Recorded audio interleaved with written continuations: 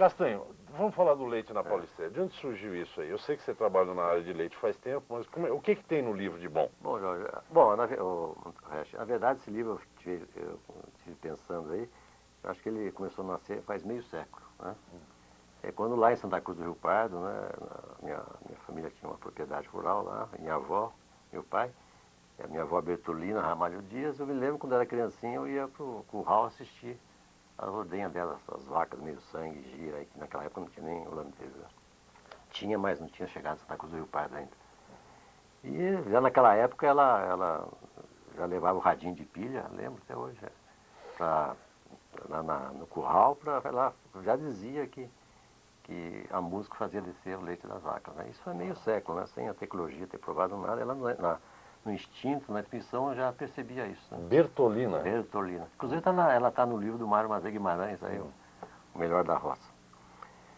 E aí, bom, a gente vim para São Paulo, aí me ingressei no jornalismo, e onde é que fui parar no jornalismo? Jornalismo leiteiro, né? Mas antes de ser jornalista leiteiro, como eu gostava de vaca, gostava da área rural, aí eu fui trabalhar como controlador de leite. Essa eu não sabia.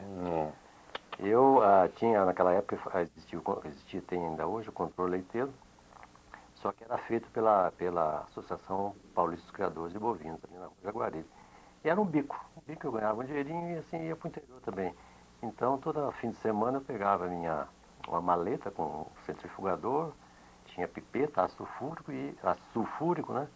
E eu ia nas cidades aqui ao redor de São Paulo, não muito longe, eu ia sábado, voltava domingo, ficava lá assistindo a ordenha, medindo o leite, pesando o leite e medindo a quantidade de gordura das vacas. Olha! Então, aí começou com a minha avó, depois como controlador de leite, né? Depois, no jornalismo, especializei na área leiteira, né? Lancei revistas, aí trabalhei para várias entidades, empresas do setor. Bom, então, eu tinha que escrever esse livro, né? E eu tenho assim, me julgo assim, eu gosto muito de história, me julgo assim um historiador diletante, né? Então, todo lugar que eu ia, as viagens que eu fiz, né? Eu sempre procurava guardar, contar história, recolher história, depoimento, livro, foto, revista antiga. Fui guardando. E aí, bom, um dia eu vou escrever. E aí chegou a oportunidade. São Paulo faz 450 anos, né? Tive o privilégio de ter como patrocinador a Tetra Pak, né? Que muito mais que uma grande multinacional que fabrica 100 bilhões de embalagens em suas 165 fábricas ao redor do mundo. Ela é uma empresa que a gente chama que tem responsabilidade social. Ela participa de programas de reciclagem, é amiga da natureza. Então é uma empresa como toda devia ser, né? Então eu tive o patrocínio dela e aí foi mais fácil, né? E aí tocar e escrever. Comecei a escrever no final do ano passado. Terminei faz terminei em julho. E aí ficou pronto o livro, a gente vai lançar amanhã. E ele começa onde? A história aqui? Começa em que ano, mais ou menos? Então, não, ele começa nos tempos coloniais. Ele começa em 1532, quando foi fundada São Vicente. E aí vem Martim Afonso para cá, né?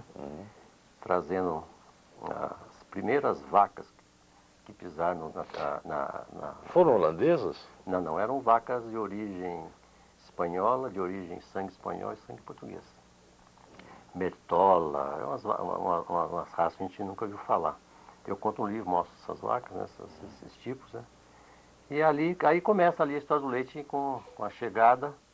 Quer dizer, começou mesmo em São Vicente, né? Deixa eu pegar meu óculos aqui, sou cego. Chegaram em São Vicente as vacas em 1532, e a coisa interessante é que se simplesmente as vacas, elas tivessem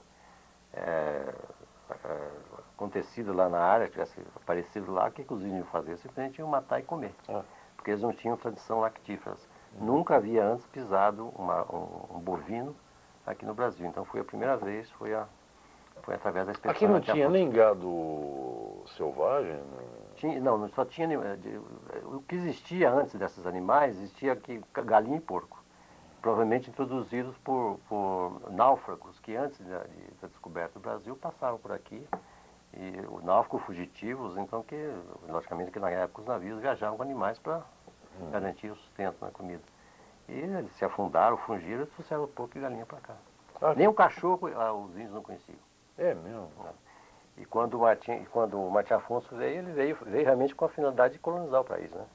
Então ele veio para ficar, né? Então ele trouxe os animais, trouxe as primeiras mudas de arroz, de trigo. Trigo para quê? Para fazer as hostes dos padres, né? Claro, Não só apenas para o pão, né? claro. Para fazer também Nem macarrão, né? Fazer ótimo. ovelhas para fazer roupa. E aí, a partir de 1502, começa em São Paulo a saga da formação da pecuária do Brasil, por São Vicente. E aí vai. Aí o livro começa em 1532 e termina em 2004. Aí eu faço... Na verdade, é um livro, é um filme. Como se fosse um filme. É uma viagem através do tempo, né? 450 anos, com 300, chega a tanto, mais uns 260, 70 fotos, né? Algumas inéditas, documentos, né? E é isso. Agora, depois dessa fase aí de que chegaram os animais, que o Martim Afonso veio para ficar aqui e tal, quando é que o leite começou a se organizar? Por exemplo, eu já entendo que o café, por exemplo, era Paraná, São Paulo, agora está em Minas. As coisas andam, né? Laranja vive mudando de lugar até para fugir de doenças. O leite também teve ele também faz uma peregrinação pelo país? Como é que é isso? O leite, ele, na verdade, o leite, vamos dizer, em São Paulo, né? Em São Paulo ele começa a tornar-se uma atividade mais ou menos empresarial após o ciclo do café, né? Que o São Paulo, durante 300 anos, né, ele ficou no absoluto silêncio, né? Uma cidade pobre, cidade abandonada, enquanto o Brasil avultava no ciclo do café, do ouro, do pau-brasil e tal. São Paulo era uma cidade erma, solitária, totalmente... Ninguém passava por São Paulo, né? Principalmente porque para chegar à cidade você tinha que descer o mar, subir um paredão de 700 metros e fazer uma viagem de uma semana até chegar a São Paulo. Então, uma cidade... Mas aí veio o café. Veio a imigração, vieram os trens. A cidade de São Paulo explodiu o crescimento, aí precisa de leite, né? Então aí começa, na verdade, São Paulo o leite em São Paulo tornou-se uma atividade, assim como por volta de 1915. Nossa, recente. 15. Que antigamente era uma atividade totalmente de subsistência, né? A pessoa mesmo aqui, né, a gente está hoje aqui no centro de São Paulo, naquela época existiam as chácaras aqui ao redor, aqui no Bom Retiro, no Parque Dom Pedro, no Brás, realmente eram os fazendeiros, os moradores que tinham as suas vacas ordenhadas para consumo próprio, né? Não tinha nem comércio. Quer dizer, sempre se consumiu leite, mas não era uma... Mas não era... Além do mais, a população de São Paulo ela é tipicamente mameluca. A origem do paulistano é o sangue mameluco, o sangue português, espanhol e o sangue judeu, né? E o mameluco não tinha essa tradição de beber leite também, né? A tradição herdada do índio, né? Então a atividade assim começou assim de forma assim, com o café que foi uma atividade que começou só para consumo próprio, pequeno consumo, e com o tempo vindo aí o sangue europeu, os italianos, né? Os alemães, os suíços, né? Que já tinham essa tradição de beber leite, aí coisa... Até mais do que leite, né? Eu que sou um louco por queijo, né? O queijo, você faz queijo de leite, né? Então não se comia queijo também, não. Eu ainda bem que eu não nasci nessa época. Não, se comia queijo, mas não era com a facilidade que se come hoje, né? Agora, ontem eu vi no Estadão, você saiu na coluna lá do Estadão, que eu não perco, eu leio duas coisas quando eu abro o jornal. Eu cansei de política nacional e tal. Eu leio duas coisas agora. Eu leio o Social, aí vi que estava lá o lançamento do leite na Paulista, e o horóscopo. Eu não deixo de ler o Quiroga, né? Ainda mais porque ele não gosta de geminiano, ele só dá pancada para geminiano. Mas então, ontem eu vi lá que tinha uma foto do Pedro Conde, banqueiro, né? Tem figuras, eu queria que você citasse algumas figuras aí que todo mundo conhece. Ele tem umas histórias interessantes, né? Por exemplo, uma história que... vamos ficar um pouquinho mais no passado lá. São Paulo, no começo, por volta de 1920, ele não tinha nenhum laticínio aqui, então quem abastecia a população eram os vaqueiros portugueses. Portugueses não, os vaqueiros que eram imigrantes, né? Então, para arrumar um tipo de trabalho aqui, passaram a vender leite, né? E lá, logicamente, as condições eram precárias na época, né? Não tinha fiscalização, o pessoal não tinha muita preocupação E aí a fiscalização, o departamento antigo, o departamento de produção animal da Secretaria da Agricultura, dava em cima desse pessoal, né? E é uma maneira de... E o grande problema na época eram dois: a água no leite, que eles botavam água mesmo, e a vaca tuberculosa, né? E aí o que acontecia? Os fiscais, os médicos veterinários, por exemplo, o depoimento do próprio Fidelis, eu entrevistei ele no livro, né? Até hoje está vivo com 90 anos aí, tá? Quem é esse? Dr. Fidelis Alves, né? Ah, Fidelis Alves. E ele naquela época ele acompanhou ele em 1930, e ele chegava nas vacas lá para marcar aquelas que estavam com tuberculose, né? Ele marcava com picote na orelha, né? Depois do outro dia ele voltava lá, todo mundo cortava a orelha da vaca. Sabia como. Uma maneira já de burlar a fiscalização. Coitada, a vaca ficava toda desorelhada, sem orelha. O leite, por exemplo, outro detalhe, naquela época não tinha, lógico, não tinha avião, não tinha rodovia, não tinha nada. O leite vinha aqui nesses trens aí, ele precisava ser congelado lá no lugar de origem. Quando chegava aqui, ele era quebrado a martelada. É mesmo? Duro, martelada. Naquela época. Vinha pedra de gelo? Pedra de gelo, né? É porque não tinha frigorífico, não tinha... E ele era entregue em carrocinha, né? Carrocinha. E quando é que começou? Eu já me assustei com esse negócio que é 1915, é recente. Quando é que começou a juntar? Por que o leite foi... Começaram as cooperativas, isso foi então quando? Foi 50? por volta no final da década de 1920, né? Ah, já tinha, né, gente? O primeiro laticínio Que era aqui onde eu nasci, no Brás, no aqui. O primeiro laticínio no Brasil, a primeira empresa que vendeu leite pasteurizado em São Paulo foi a Vigor. Foi em 1923. Então, a partir daí que começa a parte industrial do leite, né? E aí vem vindo. E aí hoje o livro termina com um capítulo chamado A Leiteria Paulistana. Então você vê toda a trajetória, a travessia do leite nesses 450 anos, né? Hoje o estágio tecnológico atingido pela indústria leiteira no Brasil é fantástico. Hoje em qualquer supermercado no Brasil ou lá fora, o produto é o mesmo. Você não tem distinção nenhuma. Se você for numa gôndola de supermercado em Paris, lá os mesmos produtos que tem lá, tem aqui. Qualidade excepcional. Então, hoje em dia, a indústria leiteira está de primeiro mundo, né? Está inclusive exportando leite esse ano. Agora começou começou a exportar e vai se tornar, o pessoal diz que o Brasil, a Rússia, a Índia e a Argentina serão os maiores exportadores mundiais de leite, os 4 maiores exportadores mundiais de leite. O vantagem para o Brasil, porque ele é o único que pode aumentar a produção, não só de leite, mas de todo produto, né? Sem precisar derrubar nenhuma árvore, né? Então, e o Brasil, acho que tem, na parte de leite, tem um grande futuro pela frente, né? A história está apenas começando. Agora, você pretende voltar à provocação, foi? A profissão da dona Bertolina? Você pretende virar um produtor de leite? Você já é? Eu já tenho lá umas vaquinhas, mas consumo não. Porque o leite é difícil a atividade leiteira, né? É uma atividade que requer dedicação plena, né? 24 horas por dia. Todo dia? Todo dia. É uma atividade que exige muito investimento, né? Terra, equipamento, rebanho, né? E, por enquanto, eu não vou me aventurar nessa área, não. Ficar lá com a soja, milho e tal. Agora me conta uma outra coisa aqui, por exemplo. A produção de leite no Brasil começou com esse gado aí que a gente nem conhece o nome aí que você falou, português. Na verdade, esse gado que deu origem ao caracu de hoje, né? Ah, tá. Que o caracu hoje está muito avançado, que eles fizeram genética e tal. Quer dizer, naquele tempo, o único que teve com o raleiro, o francano, surgiram vários tipos de bovinos, né? Que vieram dessas raças, né? Mas um que foi preservado foi o caracu. Que tá eu entrevistei uma produtora, uma pecuarista, que faz só genética, Maria Lúcia, ela falou muito do caracu. Quando é que chegou a holandesa, a famosa mimosa? Mimosa, muzambinho, não, eu sei que fala, vem, mimosa, vem. Ela começou a chegar no final do século XX, né? Por 1890. As holandesas? Já tinha, veio do século XIX, final do século XIX chegar no Brasil já. Né? E era essa aí, a famosa branca e preta. Branca e preta. Eram uma raça holandesa e vieram, logicamente, da Holanda, da Alemanha, da Dinamarca, né? Vieram. No teu livro você fala, por exemplo, que tem que falar agora, se não falar, você diz que fala.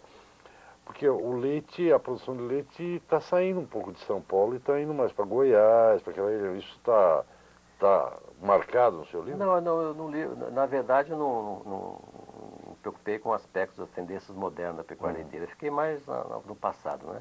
Não é um livro de história, né? Fiquei mais tive mais essa preocupação de não escrever o que aconteceu séculos atrás, né? Mesmo porque não existia nada ainda, nenhum livro, nenhum documento a respeito. Eu tenho aí a honra de escrever, a primeira vez que se escreve a história do leite de São Paulo. Né? Agora, em termos de foto, tem o quê? Tem tudo? Tem como era produzido, tem as figuras, Porque eu sei que você sempre foi um grande guardador de fotos. Eu lembro do teu arquivo aqui no Leite Brasil, que tinha fotos minha, de gente que a gente... São mais de 10 mil fotos. Isso. No Leite você foi juntando. Quer dizer, quando você ia fazer matéria, você estava lá uma foto, você dizia, pode levar. Então você ia... É isso?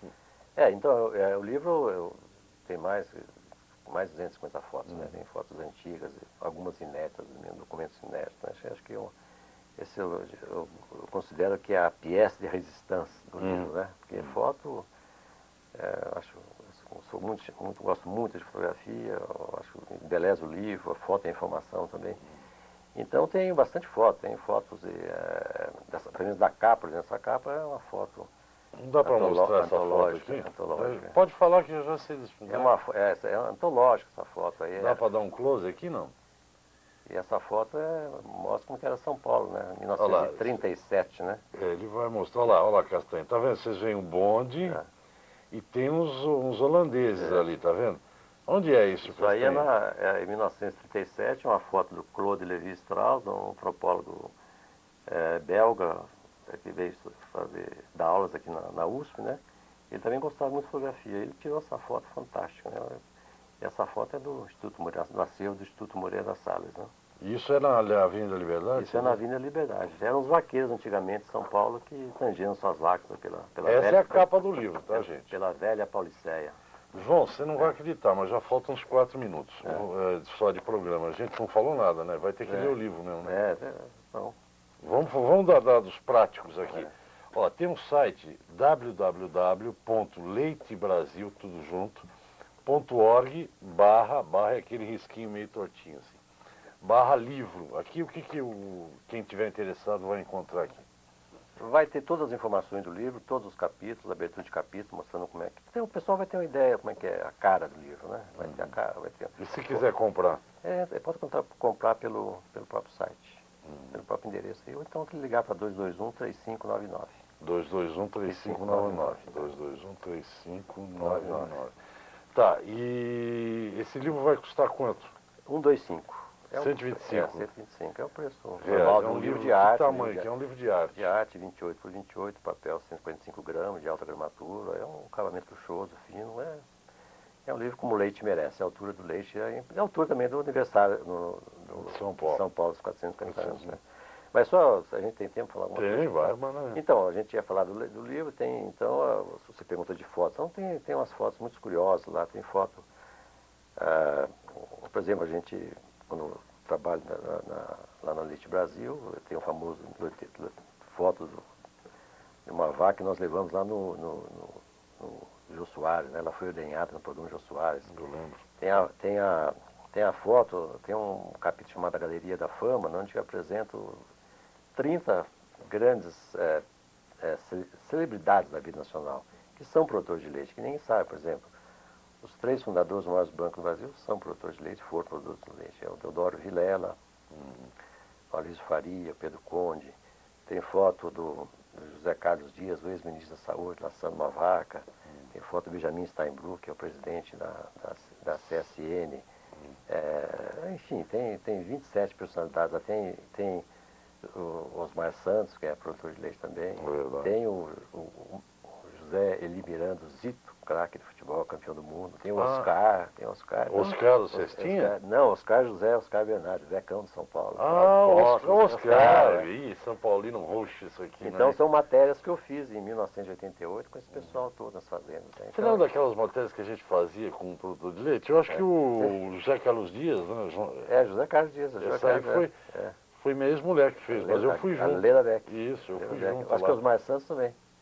Foi Os Mar uma Santos vez. também. Tem, será que isso é explicável?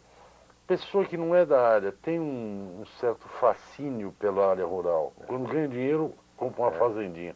Isso acho que faz parte, é uma coisa É atávica. atávica. Inclusive, a gente, eu até explico isso aí no livro, não? Porque quando eu falo esses pessoal, essa gente famosa aí que se tornou produtor de leite, sem ter nenhuma tradição, nenhuma atividade, realmente eu cito lá um livro de um antropólogo italiano, ele explica isso aí, é uma coisa de atávica, tem uma coisa que mexe lá nas profundezas do ser humano, né? Essa ligação com a terra, acho que é uma coisa que vem lá de dentro mesmo da gente, né? A gente veio da... Castanho, obrigado. Prazer conversar com você. Tudo bem. Desejo um baita sucesso para o teu livro. Espero que as cooperativas, que todos os interessados, peguem esse livro de história, que é o primeiro sobre a história do leite. Tudo bem. Eu que agradeço a colher de chá, por de vender meu peixe aqui. Quando você quiser. Tá bom. Gente, ó, o programa hoje foi meio assim, né? Porque as meus amigos, a gente começa a lembrar um monte de bobagem e tal. E eu já estourei o tempo. Amanhã eu estou de volta nesse mesmo horário com mais um programa para vocês. Até lá, tá? Obrigado.